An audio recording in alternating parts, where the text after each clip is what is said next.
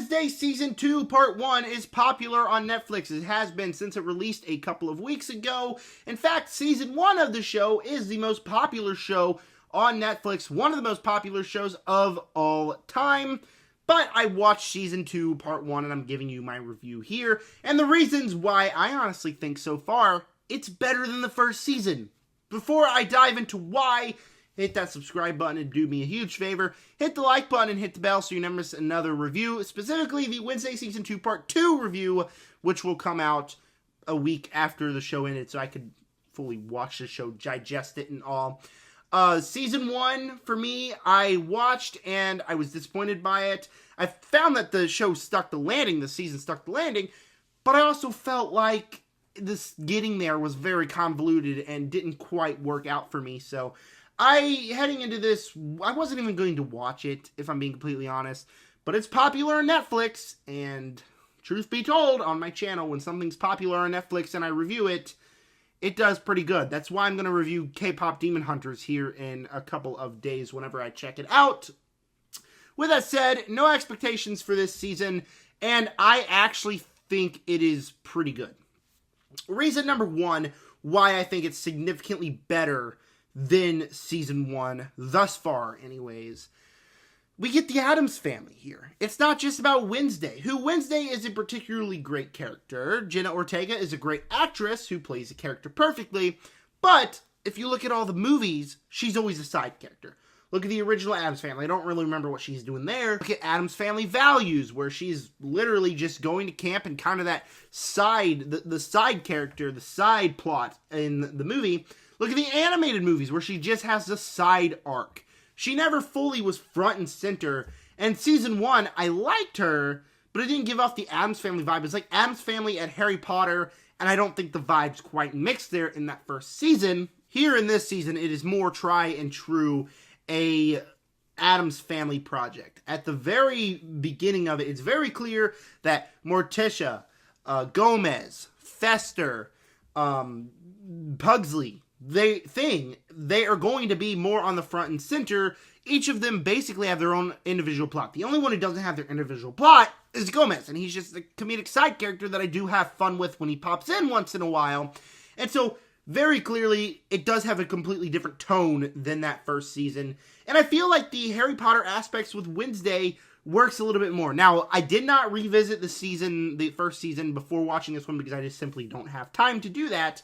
But maybe it's because when the first season came out, that was 3 years ago. I was 13, 16, kind of in the age where that kind of stuff didn't appeal to me. Now, I have grown. Last year, I watched all the Hunger Games movies, and I'm watching the Harry Potter movies. I will here in a couple of months when my theater does a marathon. And it works for me more. The high school aspect is more nostalgic towards me because I'm not 16-year-old, I'm 19-year-old graduated. And I think my personal life has kind of exceeded normal high school stuff. So I felt like the high school stuff, I hope that made sense. I feel like the high school stuff works better in the show because I have matured more instead of just being a high schooler myself. And I wasn't completely bored by all the high school hijinks in the show. There are plenty of cringy moments. We'll talk about that here in a minute. But overall, I really dug the vibe of the season. Obviously, I touched on this already. Jenna Ortega is fantastic as Wednesday Addams. I don't remember her being this good, but as soon as the show rolled around, I was like, okay, yeah, that's Wednesday Addams. And then I watched clips from Season 1. Okay, yeah, that's Wednesday Addams. Jenna Ortega nails the role. Emma Myers as Enid is another one that I feel like I definitely need to touch because I don't feel like Emma Myers is necessarily a great actress, but I don't think it's her fault. I think in the projects of hers that I have seen, they have been very flawed, especially in the way they're written. With here, she is very clearly meant to be the annoying high schooler, so not really her fault why I'm not the biggest fan of her character, but in Minecraft movie, which is the other one of hers I've seen, unbearable, because I feel like her character is just written to be completely unbearable. I actually genuinely hate her character in Minecraft with a passion, but we're not here to talk about Minecraft. We're here to talk about Enid, and I think Emma Myers nails what the character's supposed to be. Kind of this annoying character, And I feel like it works. She is a good actress to be playing that type of character. This season also has more stakes than I thought there would be. More stakes than season 1 had, in my personal opinion. Obviously, season 1 had people dying. In season 2, there's more people dying. There's more blood. There's more gore. From the very beginning of the season, there are scenes with people, and you see their eyes literally be pecked out of their skull. And so, much more brutal. You see much more blood. And there's much more violence, specifically when you get to the end of episode 4, and it just turns into a complete bloodbath. We'll touch on that in a minute. But also with the plotline between Morticia and Wednesday, where they're kind of fighting over Goody's book. They're trying to see, should Wednesday still have the book, or is the mom instincts right here? A little bit more stakes, a little bit more, not only personal stakes, but stakes in terms of the show, because if you know, Wednesday is having visions of Enid dying. So she's trying to solve this mystery to save her friend's life. And to do so, she needs Goody's book. And her mom's getting in the way. So the intensity and stakes with that, along with the story and the blood and gore. I do feel like the first 2 episodes, I was really on board. Episode 3, I was like, okay, that was good, but not as good as those first 2 episodes. And then episode 4, by the back half of the episode, just gets so insane, so awesome. I was completely all in. And it left off at a spot where, honestly, I don't know how the back half of the season is going to play out.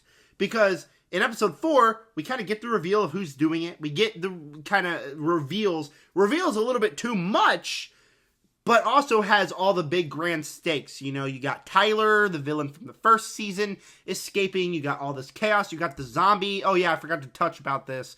Pugsley he has a pet zombie in this season, so that's something that happens. But you have the zombie escaping in the end of episode 4, and he's just eating people's brains. So it gets really crazy, but I don't really know where it's going off at, because the way the episode ended, I was like, okay, we kind of got reveals. We kind of got answers.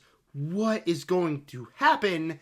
And I'm just very excited, very curious to see where the rest of the show, where the final 4 episodes go. And that's why I feel like those final 4 episodes, those are going to be the big piece to determine how much I actually did enjoy the season. Because I'm really enjoying the season so far. But if they don't stick the landing, if they go a little bit too convoluted, they don't work for me, I'm not going to enjoy the season at all. I'm very curious what direction they are going to go.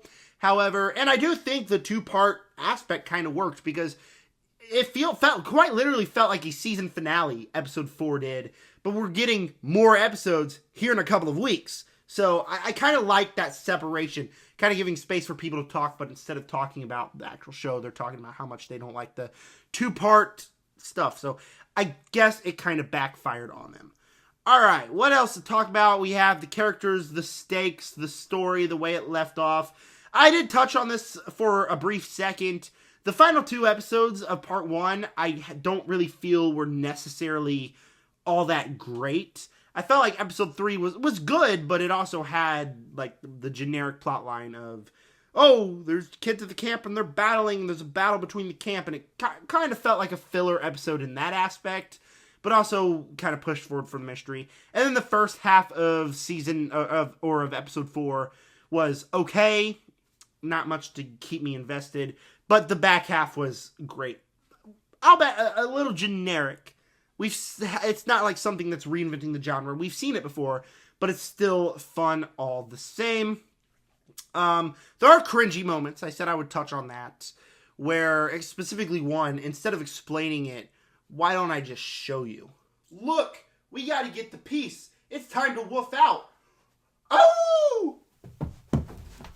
Yeah, I most certainly just tore a disc doing that. You guys are welcome.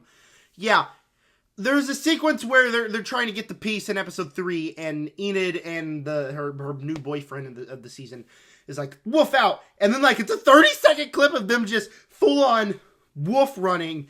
It's so cringe. That was one of the hardest 30 seconds of TV I've ever had to watch. Because, like, I'm sorry, people acting as wolves? Cringy. Very cringy, in my opinion. But it's that and just a couple other things that happen that mainly are in the high school aspect of things. I did say I vibed with it more than I did with season 1. I vibed with the fact that it's Wednesday. in Harry Potter more than I did with season 1, but we're still going to have those cringy moments.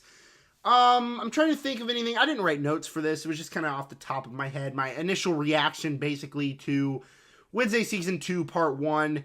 And that is, I'm really digging it. I'm very excited to see what happens next. I'm very excited to see what happens in the back half of the season. But there is a lot relying on it.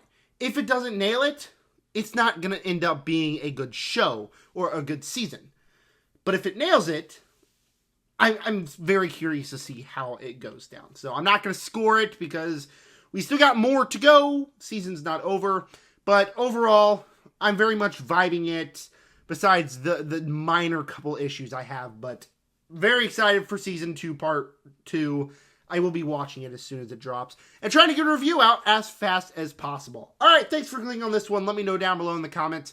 What are your opinions on Wednesday Season 2 Part 1? And if you were reluctant to watch it before Part 2 comes out, I highly recommend you do check it out because I do think that works.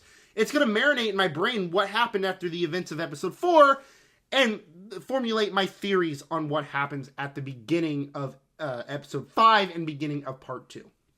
So I would highly recommend you check it out right now and not wait, specifically because we got like a week until the next part now. Thank you guys for clicking on this review, and with that said, stay tuned for my Part 2 review when it drops. Subscribe.